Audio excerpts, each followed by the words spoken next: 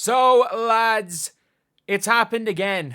It has happened again. There is now a bigger arena to watch the scheduling conflict play basketball. And I know people are going to be saying, yeah, it's to watch Paige Beckers. I mean, I'm sorry. The old scheduling conflict is only one game a year. It's only one game a year, and it is to watch. Like, the scheduling conflict only comes around one game a year, and it's to watch that number 22 from Indiana. So, as you guys can see, I always mix up the American Airlines Center and the American Airlines Arena, like which is which. So if you look at the American Airlines Center, there's 20,000 people. They have moved it from an arena. How many does the Dallas Wings normally have?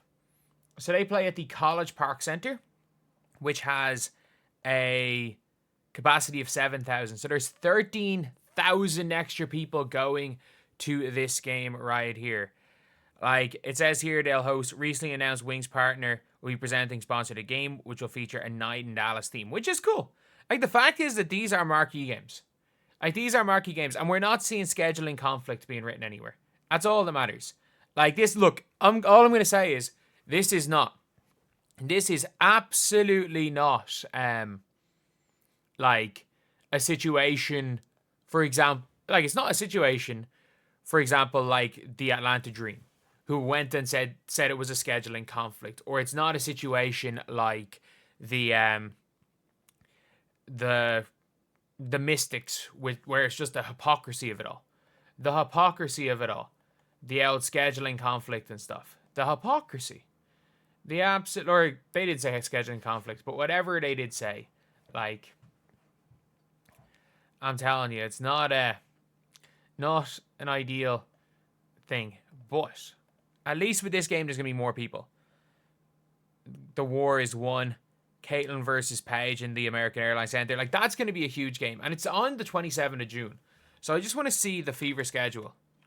Because the Fever schedule, like, is that going to be the biggest game? Because it's not that. So the All-Star game is a bit after that. I know they play in the game before the All-Star game. Just like last year, they played the Wings, but this time it is going to be Paige versus Caitlin. And the Wings won the last game, didn't they? They did right before All-Star break. Wings won the game when Caitlin Clark broke the assist record. We can't forget that. But obviously, preseason, they played 3 preseason games. One against the Brazil national team. One is one after the other. So they played 3 preseason games and made a third. So we're about 6 weeks away from going back to full-time talking about ball. But yeah, so the first game they play, obviously there's two games, one in Cambridge, one in a bigger arena. And then the Commissioner's Cup's going to be an interesting one, because you could potentially see the Indiana Fever, because the Eastern Conference is a complete cakewalk. Like, you could see the Indiana Fever going and sweeping. Like, it probably comes down to the Fever versus the Liberty for that Commissioner's Cup final spot. But when is the first time they play? So 28th of June. Yeah, that is the first time. Well, 27th of June. 28th of June, my time. But that's the first time it is going to be Paige versus Caitlin Clark. So then they play again on the 13th of July in Indiana. And then on the 2nd of August. I would be shocked if the 2nd of August game is not moved. I would be absolutely shocked if it's not moved. But, yeah, obviously you're seeing Dallas Wings fans. Only 51 likes and this tweet's been up a half an hour? Dear Lord. Dear Lord. Dallas, you gotta just draft Paige and get some sort of social media hype in there. Come on. Okay, at least we're up to 61 likes. At least we're up to 61 likes and 500 likes on the Fever post. Must be another scheduling conflict. At least they didn't come out there and say. Scheduling conflict. And that's all that matters. Like, I don't even mind. Like, it's not like there's any bad blood between Caitlin and Paige. It's not like there's any bad blood between the Dallas Wings and the Indiana Fever.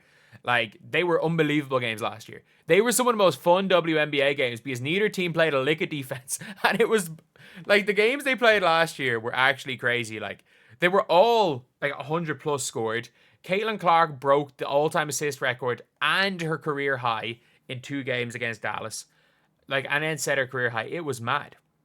Like, these two teams played the best games. the best games last season.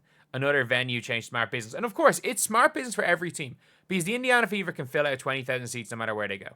It's smart business for every single team, like to go to a bigger arena. Like it would be smart business for the Connecticut Sun to play that game in the TD Garden in Boston. It would be smart business for, obviously the Atlanta Dream are doing it. They had the scheduling conflict. The Mystics, they couldn't put it in the 20,000 seater arena like last year, but still, like that is, like it is what it is. The Sparks, I don't know where the Sparks play. Where do the Sparks play? The Sparks play at the Crypto, so they can sell that out. So you're looking at teams and you're like, the Sky have been smart and moved the games to the bigger arena. And at least when it comes to the other teams, like the Sky didn't say scheduling conflict. Like all of these fans in Dallas last season, the Dallas Wings fans will show up. They've won a better home crowds in the league. Amber did a good job. Another venue due to free agent signing, scheduling conflicts. I'm just, this is the worst thing about this, is that you blame freaking the owners of the Dream. Blame the owners of the Dream and the owners of the Mystics for being actively hating on Caitlin, because every team doing this is smart. And they had to go and create a new nickname for Caitlin Clark, the scheduling conflict. They had to go and create that new nickname. It was one of the worst, one of the maddest things ever said, but at the same time, like, I cannot believe this. Dream majority owner says a scheduling conflict has caused the move. Only a scheduling conflict when they play Indiana. It's only when they play Indiana. But yeah, it's no surprise, and it'll be good. Look, for the fans in Dallas, it will be really, really good. Like, it will be absolutely great getting to see basically the best young player in the world and getting to see Paige Beckers. Like, you're a team. You are the Dallas Wings. Paige Beckers is your rookie.